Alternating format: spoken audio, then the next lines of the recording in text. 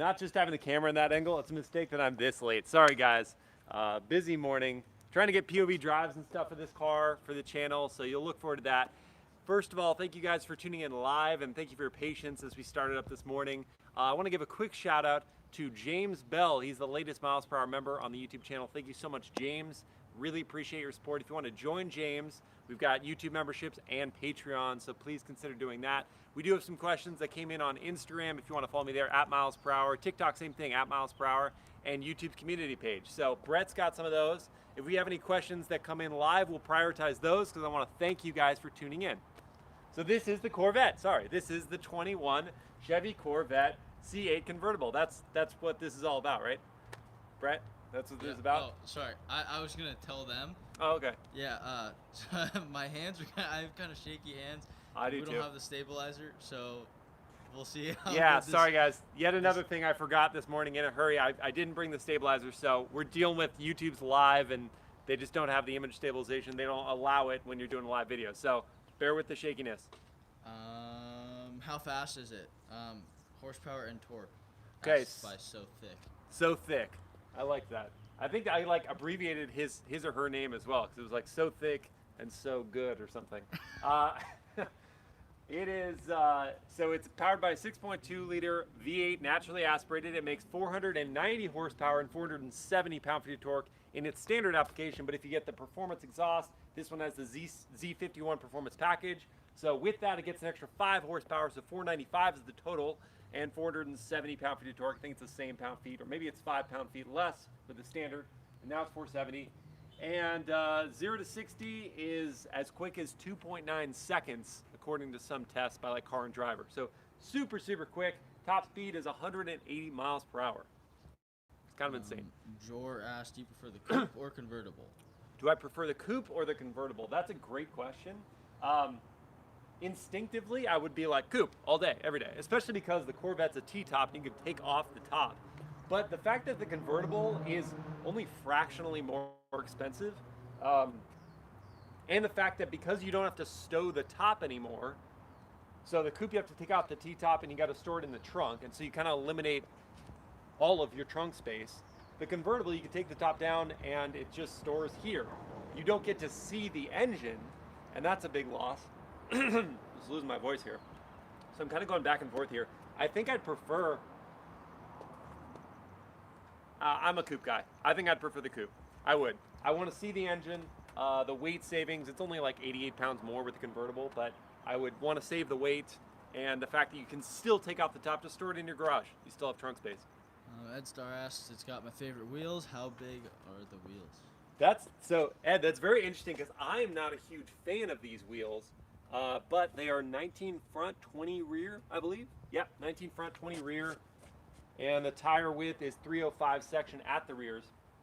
So I'm curious, Ed, why you like these wheels, because for me, they're a bit busy. I prefer more, I don't know, I guess just simpler wheels or wheels that sort of just have one layer to them. These look like wheels on top of wheels to me personally, but They kind of do. I agree with that. They kind of do. So I mean, but it's good to know, Ed, that helps. It's good to know that people do like these wheels because I'm sure they did a lot of testing and polls and forums and stuff to see if people actually like the wheels.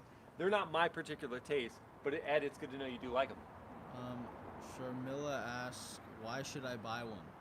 Why should you buy one? I'm not here to sell you a car right now, but in the case of the Corvette, its biggest strengths are that it's affordable. It is, in its segment, the most affordable by a wide margin. I think the next closest most affordable car would be the F-Type P450, and that's $76,000. So the convertible to start is $68,000. So it's $8,000 cheaper than that. It makes more power. It has more supercar looks. That mid-engine placement means that the driving dynamics are even better. And I don't know, it's a storied American nameplate that has continued on and been reborn by having the mid-engine placement, something that Chevy, GM talked about for years, and then they finally did it. And on top of that, the car has become something you don't have to make excuses for the interior. The interior quality is excellent. The look is great, inside and out. The tech is right up there. You know, it's better than a lot of its competitors. So, for all those reasons, it's a compelling buy, and there's a reason why people still are on wait lists for these cars, and why they're just selling for quite a bit more at the dealership. Ed Starr said the wheels have that spider web effect that I like. Okay. So that makes sense. I can see that. Yeah, like they just kind of spread out like that. I can see that. And I've seen that on, you know, it's probably just this design, because I've seen that kind of spiderweb effect on other wheels, and I like them more than this. I really do think it's because it looks like a wheel on a wheel that I don't like, personally. Sharmila asks, will it be precious in the near future? Precious. Like, since everything's going electric, like, will this be one of the cars that's goes Is that your crazy up interpretation, in Brett? value? Because that's excellent. That's the way excellent I'm thinking of analysis. it, Yeah. Yeah, that's excellent analysis. You know, I think of that like the Hellcat too. Like, Yes. those are gonna go away. Right. So. By the way, Brett is talking about buying a Hellcat now, and I'm definitely goading him on. Like, I want him to get a Hellcat really bad. To answer your question, Sharmila,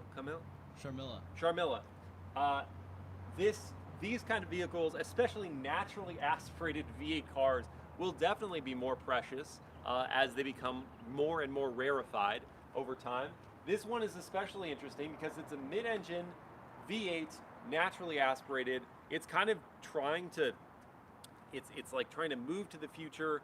I mean, not that mid-engine is the future, but they're just trying to make the driving dynamics even more accessible for more people.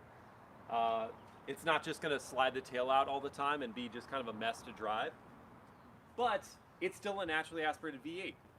So in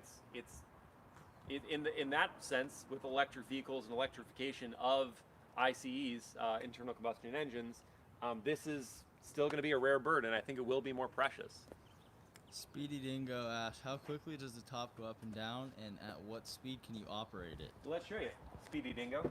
Actually, while Brett's back there, let's just start it up. Oh, yeah, yeah. Because we have to do that. I'm right? surprised no one asked that yet. I know, but then we'll do the top thing. Guys, I'm kind of disappointed since you didn't ask that. I'm gonna go to sport mode. That'll open up the baffles and the exhaust.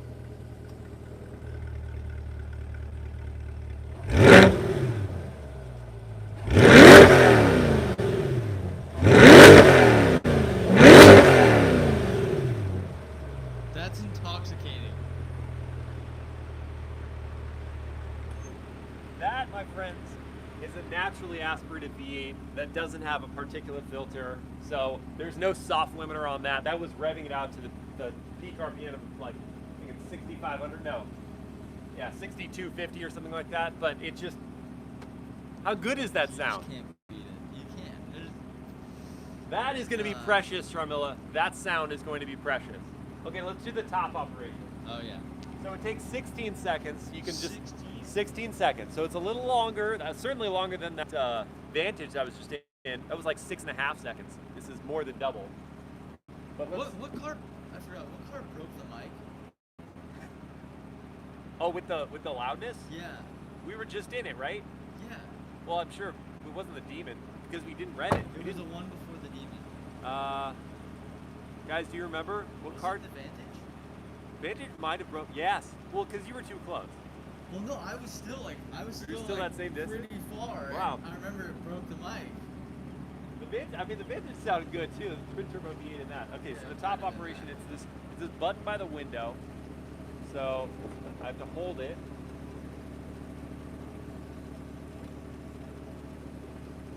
Transformers, robots in disguise. Whoop. Bang. And now we're done. Oh, well, the windows have to come up, but the windows are sort of like not counted in the 16 seconds. So that's it coming up.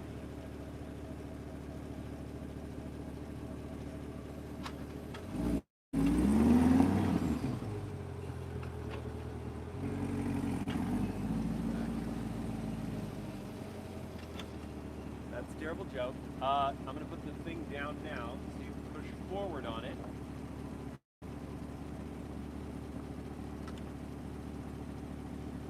You can only do this at speeds up to 30 miles per hour. Was that Speedy Dingo's also question? Yeah. 30 miles per hour, which is somewhat limiting, to be honest. I was driving around and I'm like, oh man, I hit 30 way too quickly, and then the top stopped moving. So you have to just hover right at that 30 or below. So that's the top operation. What other questions do we have? I have a question for the group. Okay. What do we think of, Brett's like, fine. What do we think of the graphics package on this car? So, you know, Arctic white exterior, but they call this carbon flash to get this carbon style design. It's not carbon fiber, with like these metallic golds. It's kind of cool looking. Yeah, I mean, I didn't like it at first, but it sort of accentuates the hard lines in the hood. And is it anywhere else? No, this one has optional yellow painted brake calipers. It's nowhere else. Okay, so it's only on the hood. Okay. And it goes with the interior, which also has the carbon flash. Lucas asked, is this hybrid at all or full gas? This is full gas. Just to Brett's back there just bumping. Yes. Yes, it is full gas. There is no electrification to this vehicle at all. Though, rumor has it that they've engineered this platform to be able to accommodate a sort of hybridized powertrain. So there's could be some electrification that could fit into this platform. Yet another reason why the mid-engine is good. It just kind of frees up space. Certainly if you wanted to do something, if you wanted to take out that front trunk and put some batteries up there, part of the platform, power going to the front wheels, and then just have the rear-wheel drive be the gas engine, you could make that happen. So yeah, that's something that they could do. It's not done now. Sharmila asked a couple questions. It was, should I go for a Porsche Cayman or Boxster over this? And then, do you like those buttons lined up in the center console? Two good questions. So the Cayman and Boxster they're featherweight contenders. They weigh less than this. They've got a smaller wheelbase. Their steering is just better. It's better tuned.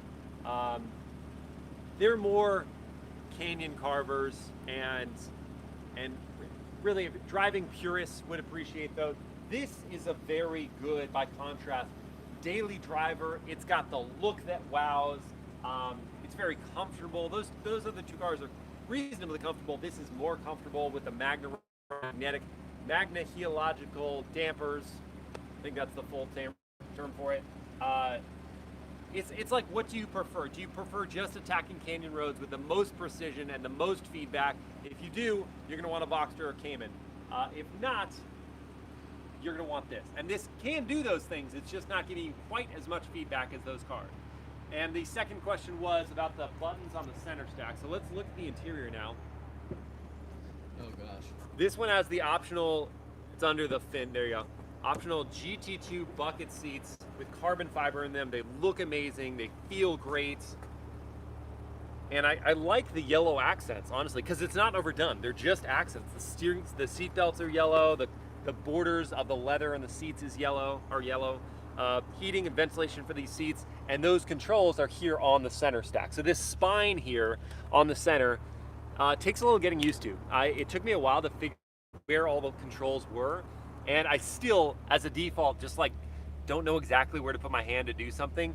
Things like the air, like increasing or decreasing the speed of the fan, is easy to find because they put a big toggle up here. Increasing or decreasing the temperature, another easy to find one because they toggle up the temperature. But, you know, finding your seat heating and ventilation, you're like, is this my seat or is that my seat? That takes a while to figure out. I don't love it. I don't hate it. It's just something that you would take some getting used to. Let's put it that way. I think it's kind of convenient. Just the fact that it's one. The fact that it's right there at your hand, and if you did learn it, yeah, it would be fine. It was a design decision, and I'm not mad at them for doing it. Right when you said you liked the seatbelts, Ed Starr said, I like the hood graphics and the acid yellow seatbelts. There you go. Ed, I agree with you, man. The yellow of the seat, I don't know why, colored seatbelts just like the thrill. I'm like, hey, it's fun. It's accents. And they have the yellow accents on the doors too. You can probably see that there. Oh, yeah. The stitching, I mean, this is what I'm talking about. They've really, really improved the quality of their cabins. This, compared to a C7, it's like they're different manufacturers. They really tried. You've got the Corvette emblem embedded in the seat back. The leather feels high quality. There's Alcantara wrapping for things. I love the center stripe in that same acid yellow. The lightness of the gray, it's just the fit and finish feels really excellent. I'm impressed. I'm impressed with this interior, for sure. Should we go for a drive? We should go for a drive. Okay, let's do that. And you know what I love about these seats too? It's like sometimes you get the super racy seats and they're a pain to get in and out of. These are really easy. They're just like normal seats, getting in and out of them. Oh, I'm gonna put you guys through the seatbelt. Yellow. Nice. Oh, there you go. Pretty yellow experience, guys. This one also has, this is very beneficial. When the top is up, this camera becomes digital. So that's very important because the blind spots from these nacelles here are intense. When the top is up, you can't see a thing. Even with the top down, I can't really see anything. So it's a good thing in this car. This is the 3LT package in this car. So the range topper of this this vehicle, and it's $97,000 question mark. It's under 100, just under 100. So it's a lot of money, but this is a lot of car, performance-wise and creature comfort-wise. It also has wireless Apple CarPlay and Android Auto on this. It's so warm today. Yeah, it's real warm. It is very warm. If we were doing this any later, well, one, I would have been 15 minutes late, or of whatever time that would have been, but also we would have been scorched. This has a nose lift as well, so I press this button here, and the nose raises up. I like the carbon around the Yeah, the carbon out here around the gauge cluster and here on the door trim is pretty cool as well. What other questions we have? Anything coming in? Does this compete against the AMG GT Roadster? That would be a car it competes against.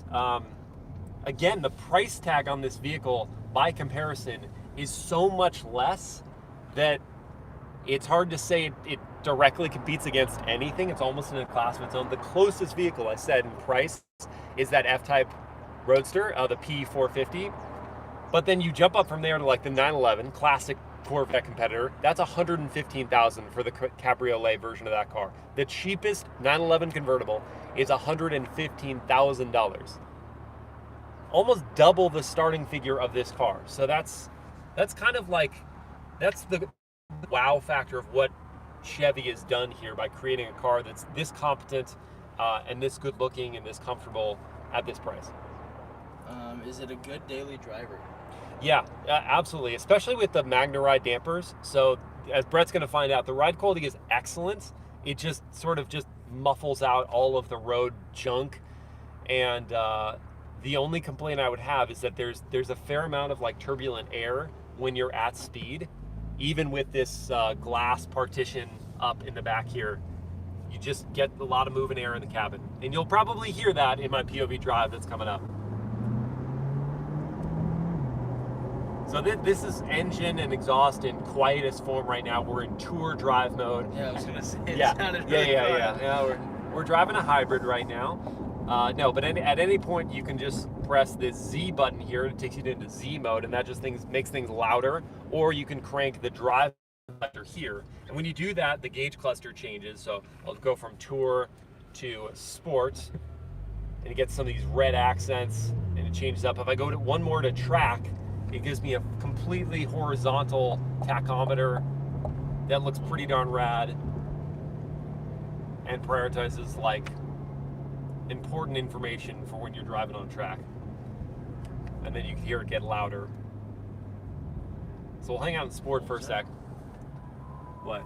Was it a Trackhawk? I don't think so. No. I heard something loud though next to it or something. It's a Trackhawk wannabe.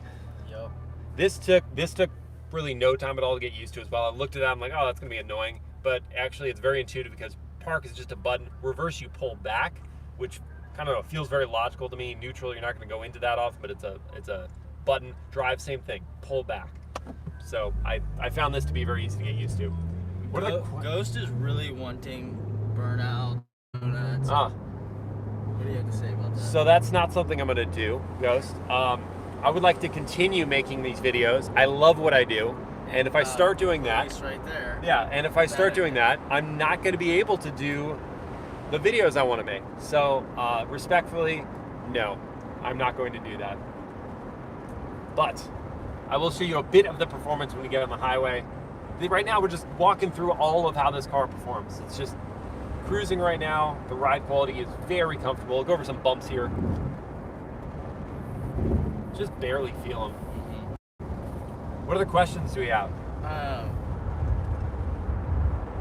want to ask some other ones from Instagram. Okay. Also, just so the mic doesn't pick up too much wind, you can like maybe just hover around here. You can even face forward too. It's all right. Yeah. They can hear me. I'll speak up. Rona asked, how many cans of lima beans could I fit in the engine bay? I thought that was a very important That's question. a really important question. That's why I made it number 1 on my Instagram and YouTube questions. Exactly. So the problem is that in this vehicle, you don't get to see the engine bay. You don't really get to access it. The hardtop convertible roof stows on top of that. So I can't really say how many cans of lima beans you can fit in the engine bay. I can tell you that combined, the front trunk and the rear trunk give you 12.6 cubic feet of space. And because you don't have to take off the hardtop, as I mentioned, and store it in the trunk, you have that full 12.6 cubic feet of space at your disposal. So I would stuff like, I'm guessing you could get, how big are these cans of lima beans? Are we talking like 8 ounces? I'm saying like maybe like yay big. Yeah, yay big. So like an 8-ounce can. This is sort of like the guess the number of jelly beans thing in a jelly bean container. I'm saying 150. I think 150 cans in the front and rear trunk. That's bold. That rear trunk is huge. It's pretty big. All right, guys, you heard it here first. Yeah, you heard it here first. We're talking about lima beans on this live Q&A. We're talking about only the important questions in the world. Yeah, right. That pop. Yeah. For the shift Yeah, it's so good. But just the V8 sounds so good, and it's so different than, for example, a Hemi V8 noise. Is the software and the infotainment fluidic? It's very smooth. Yeah, the infotainment software is very smooth and responsive. I love the MyLink system. That's what Chevy calls their system. It's a really clear. Yeah, it's super clear and very quick. I'm a big fan of the system. All right, we're gonna put the top up now because we are gonna get on the highway. So you're watching the process of top come up. Ghost asked, can you get these with a supercharger? You Not can not yet. yet. That's a great answer to that question. Yes, you cannot yet, but they will almost undoubtedly when they introduce the Z06 version get a supercharger for the new Corvette. So yeah, it's probably almost certainly coming. I'm so excited for that. Yeah. That's gonna be so Do you think it's just going to be supercharger? Or do you think they'll do some hybridization? I hope they don't. Yeah, I mean it would add weight. It doesn't seem right for a Z06 to add weight. What about the ZR1? ZR1, I'm guessing there'll be some form of hybridization just to get so much power out of that. Yeah. All right, so I hit the Z mode and I'll accelerate.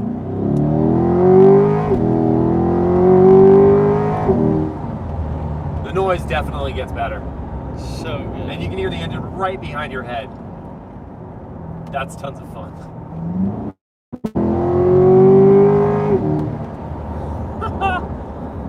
Oh, it's good.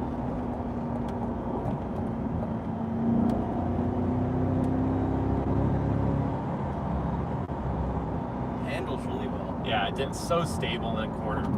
Yeah, that was a super smooth turn. It doesn't feel at all like twitchy or anything like that. It's just very, very stable in a corner. Or you're just such a good driver, Miles. Oh, it's probably a combination of both. But Brett, thank you. I'll raise your non-salary now. Let's go.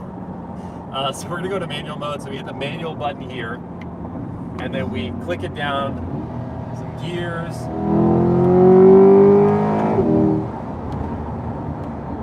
And the shifts are very quick. So they now have a dual clutch automatic, so it's an 8-speed dual clutch.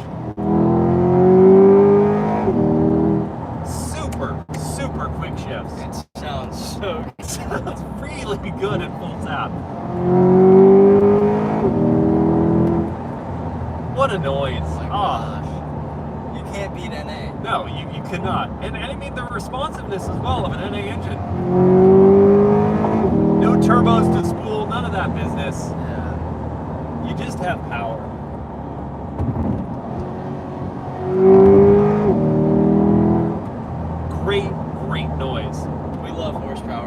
love horsepower, and we love naturally aspirated horsepower on this channel. That we do. Or, you know, I mean, supercharged horsepower, nothing wrong with that. Like the Demon, nothing wrong with that. No. The whine of that car is so good. All right, so I'll take it out of manual mode. And when we, am I making the right turn here? Yes, no, yes. Yeah, right, because we're going this direction. Yeah, so, I just forget sometimes. Yeah, just the sound of this engine is great. Responsiveness is wonderful. And the gearbox is also solid, very solid. What other questions do you have? Also, just to note on the highway that the wind or the noise inside this cabin, because it's a hardtop convertible, was really very minimal. I didn't even think about it because I didn't think it was very significant at all. Yeah. What other questions do we have coming in? Coming in. Let's see. Can you hold both paddles in and rev when driving? I don't know if that's something you want to test. I don't think that's something I want to do, but, well, so you can go to neutral and rev it if you want to. Neutral. But that's such a good noise. Yeah. But you don't need to hold the paddles in to do that. I know that for like the burnout mode or whatever for this car, you can go into, I think, track, and then you hold both paddles and it'll let you burn out. Hold on, the what mode? Burnout mode. That's a thing? Yeah, that's a thing. It also has launch control. Hey, Ghost, we might be doing burnout mode? Might. Right here at the light. It is a red light. Oh, launch control? Launch control. Should we? We can do launch control. Yeah, let's do that. Do that. So to go to launch control, we go to track drive mode, which we are now in, and then we hit the traction control button twice. That brings up a few different options for your performance traction. We'll go to sport, but you can do any of the performance traction modes, and then you just hold your foot on the brake and then give it gas and let go of the brake, and you're gone. But while we're waiting at this light, what questions do we have? Wait, let's take a poll right now. Do we think it's gonna wheel spin at all? Thoughts? Yeah, I'm not gonna answer. I'm gonna wait for, what do people think? Wheel spin or no wheel spin? Hurry, guys. Hurry. How many inches is the screen? Go. Mine? 8. Or for me, that's an 8-inch screen. That is an 8-inch screen. This is a 10-inch screen, I believe. But yeah, so I don't think there's going to be wheel spin personally. I think I'm going to get a little bit of You think a little chirp? I don't think so. I think the engine's in the right place. There's weight over the rear tires. Not quite as much as a 911 with the engine hanging off the back, but there is weight. Okay, so here we go. Let's see. Ah! There's a little bit of wheel spin. I knew it. There was a little bit of wheel spin. And that was an uphill, by the way, guys. Like, we did launch control on an uphill. You know why I said that? Why? Because the last seat we were in did that. Did it? Yeah. Oh, you remembered? Yeah. I was like, I remember. I'm in too many cars. Too many cars. Yeah, there was just a tiny chirp.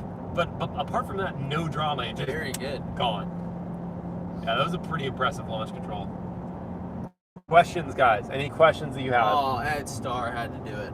What?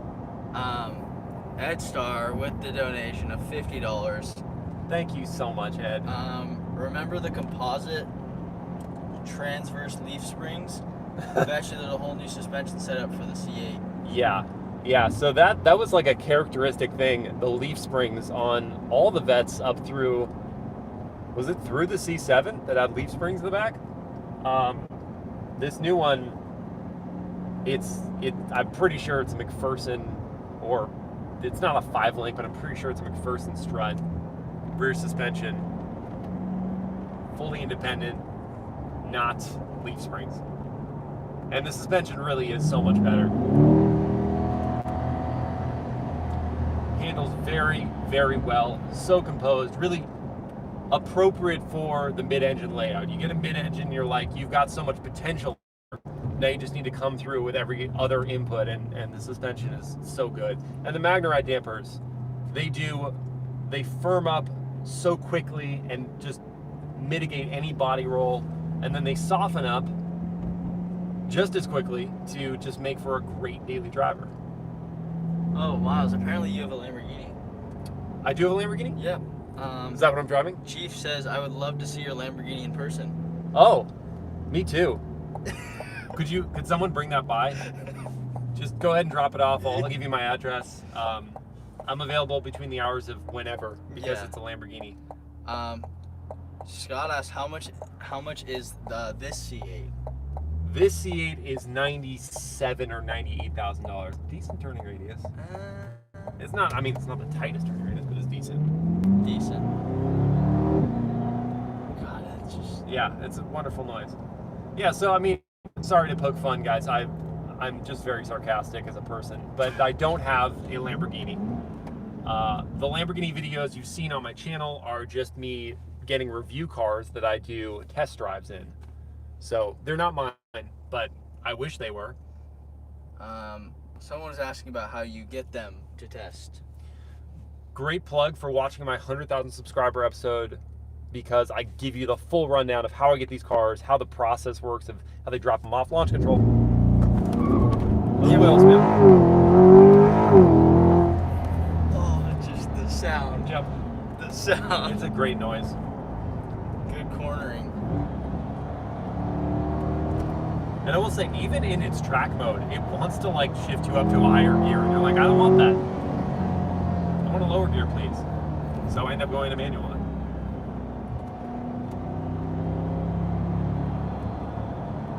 Just super flat through corners. Gosh, it's not even trying to break loose. Yeah, and I'm not even trying. I don't have to try in this car. It's just so flat. Someone goes, race that Tesla. Tesla doesn't know what's coming. I mean, that car also pretty good, you know, handling just by the fact that the weight is so low in that car. But the weight is also very low in this car. That's because it's so low to the ground. But I'd rather take this 100%. A couple people were asking if this is your C8. This is not my C8. So the cars you see on this channel, guys, are not mine. I just review them. So I get them for a period of time. In most cases, it's for a week. Like this car, I get this car for a week. I drive it around, I make videos, I have fun, and I let you guys know my thoughts on the driving experience and how it looks and all that. And it's for the visibility, is for the reason why I get these cars. But they're not mine. I don't get to keep them. They go back, and it makes me very sad when it's cars. But they're not mine. And if you want, like, again, more of an in-depth walkthrough on how I get these cars, watch my 100,000 subscriber episode, because I give you the full details. Tuxedo Black Cat asked this. You joined us, Tuxedo Black Cat. Oh, he's been asking this, but there's been a lot of questions. Okay. So I'm kind of, is it very easy to drive like a normal car? Yeah, that's your classic question, Tuxedo Black Cat. question. And I'll tell you what, when you're not, you know, hammering it, let's go to, I'll put the traction control back on. Let's go to just tour drive mode, the most modest drive mode. And this car becomes ridiculously easy to drive. And quiet.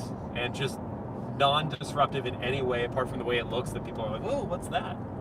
I get the question, honestly, all the time. When the last C8 I was driving, the new one I've been driving around, is that a Lamborghini?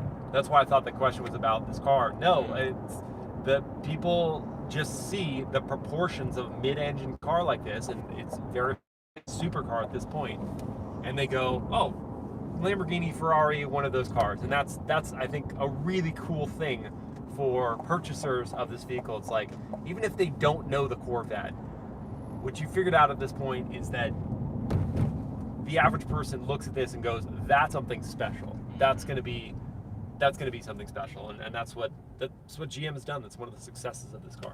Under2 asked, what is the fastest car you've driven? And I think I know the answer to this one. Yeah, I mean, the most ludicrously fast car I've ever driven is the Bugatti Chiron. Yep.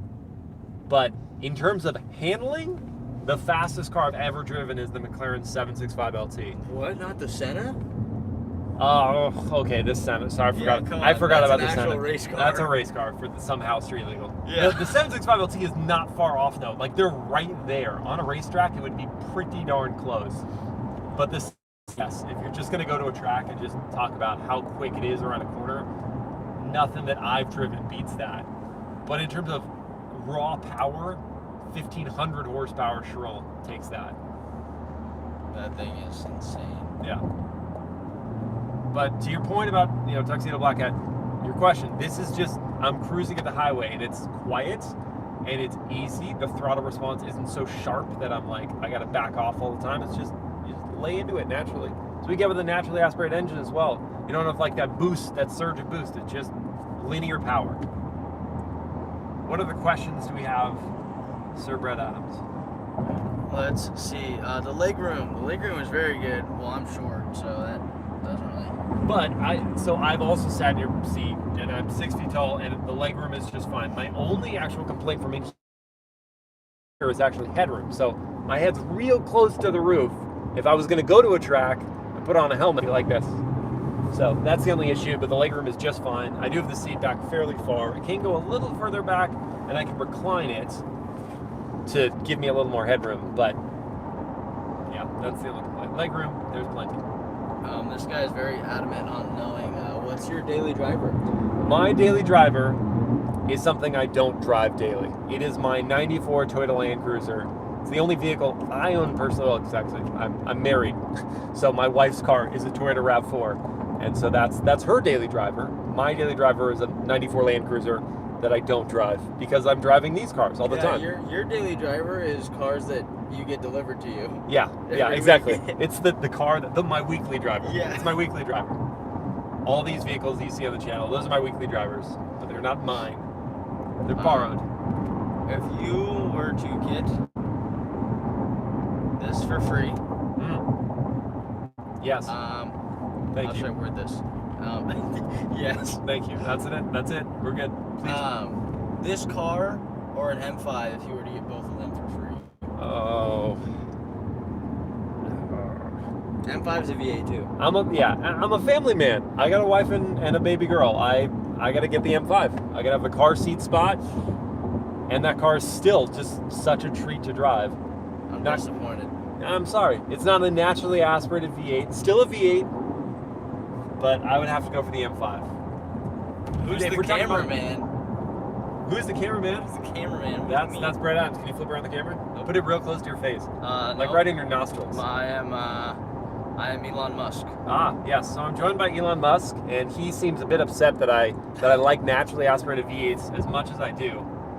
Sir Musk would prefer that I like electric powertrains. I do appreciate them. I just don't like them as much as the sound of a V8. Muhammad asked, how is the interior compared to other high-end cars? So that's a good question, right? So we talked a lot about the value.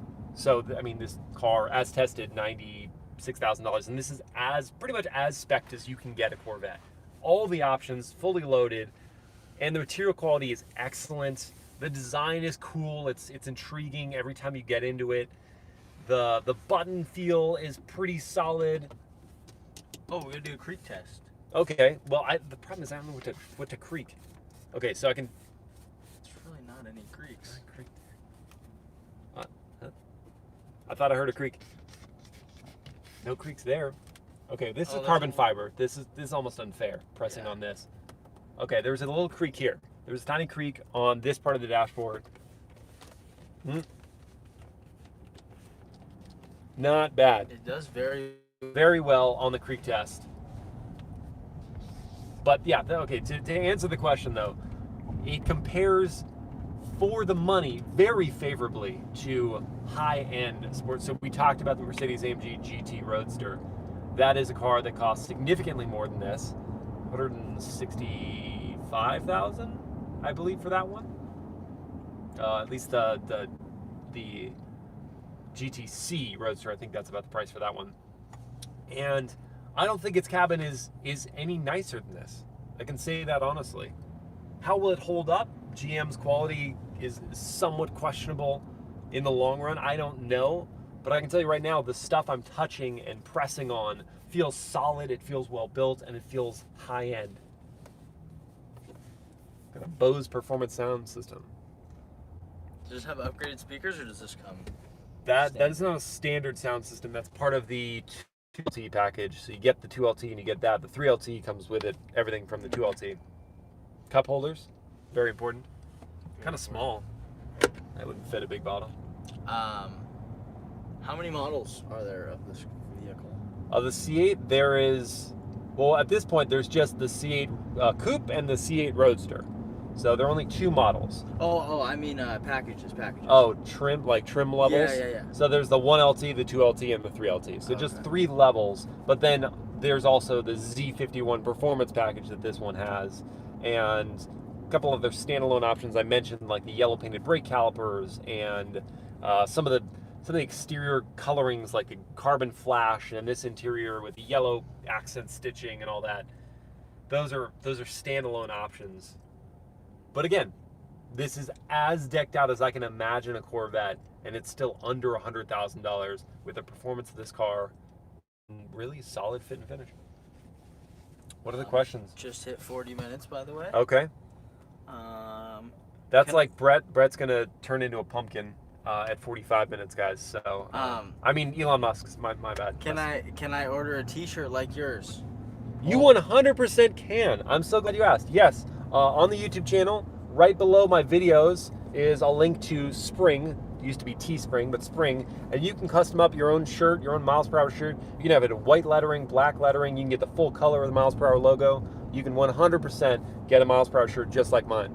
So yeah, and go off. The one I have just to go that extra mile is like the premium or the extra premium. I just like my soft shirts, you know, but that's an option for you. You can get that as well. And I don't make much money on shirts, by the way, guys. I make like $4 or $5. So do it to represent the MilesPerHr brand, and I would be a big fan of yours. Electro said I'm hyped Z06, and I can confidently say I am just as hyped as you. Yeah, and that makes 3 of us. I'm so excited based on the potential of this platform and the performance that's here in the base car. I'm so excited about what they're going to do with the Z06. I think everyone's excited. I can't believe this is a base car. Yeah. That's what's amazing. Yeah. Like, if they said this was the ZR1, I'd be like, cool. Yeah, we're Got good. it, yep. We're good. Yeah, okay, the horsepower on paper is lower than previous ZR1s, but you know what? The handling is good, and all the other stuff is great. The look is amazing. Sure, call it a ZR1. Yeah. But the fact that there are going to be 2 levels of Corvette above this, Z06 and a ZR1, insane. boggles the mind. The ZR1 I can't even comprehend. That's going to be actually gunning for real, true supercars into hypercar territory. And cheaper. It'll be like $150,000. Yeah, opposed to like, you know, when you have a car like that, the ZR1's going to be 150 grand with 800 horsepower. Yep. Like, you can't get that in any other car. Nope. No, you just cannot. It's going to be fun. I'm really excited for that, and let's get it out before we put the whole kibosh on naturally aspirated powertrains. Yeah. A couple people need to hear a horn test. Horn test, well, it's good. We're at a stop sign here. It's going to feel appropriate. That person hopefully coming is not going to think I'm honking at them. Not bad. Yeah. It's a fine sounding horn. Yeah. What was I was in the Mitsubishi, the Outlander, the new Outlander, and the horn, I was actually doing a POV test drive, and I pressed the horn, and I startled myself with how weird the horn sounded. It sounded like a toy car horn. It was like, Well, you remember that one we were in? What? What was that other car we were in? We always forget this. It was what car was that? And we were like, what? M3? It wasn't the Vantage. It wasn't the M3. Is it the Lexus? No, I can't remember what car it was, but something had a really weird horn. That one was full on clown horn. Yeah. Well, that's what the Mitsubishi sounded like. I was like, what is going on? I'd be embarrassed to honk the horn. Yeah. I would just get out and yell. Muhammad said, it's raising the nose. what do you think about the car not having a manual? Yeah, it's a good question, Mohammed. Here's the deal. The car has become so good and so easy to drive that I feel like the loss of the manual isn't felt quite as much as a car that's more like just a pure outright sports car. This has become so GT-esque in the comforts of it. If they took the manual out of the M3, if they took the manual out of the Cayman, I would be real upset. But in this car, it upset me at first. I mean, my dad owned Corvettes. He had a C5 manual. He had a C6 manual. And I loved those cars, but they were more raucous. And now with the mid-engine layout, it doesn't really feel like it's appropriate for a manual in this car anymore. It's weird to say. I would not say no to it, but it doesn't feel quite as insulting. But you take that out of a Cayman or a Boxster or a M3 and you've pissed me off. By the way, Tuxedo Black Cat figured it out. It was the Genesis. The Genesis. Thank you for paying attention. What? It was the G80, yeah. Yeah. And it sounded weird. So bad. So bad. And that, I mean, that's a luxury car. You're not going to want a dinky horn like that. But we did. Well, on that bombshell, as Jeremy Clarkson would say, we're going to end this live Q&A. Thank you guys so much for tuning in, for participating. I hope you enjoyed the Corvette Convertible. We'll have POV test drives, and I'm going to make a drive impressions video for this. So stay tuned for that on the channel. See you next time.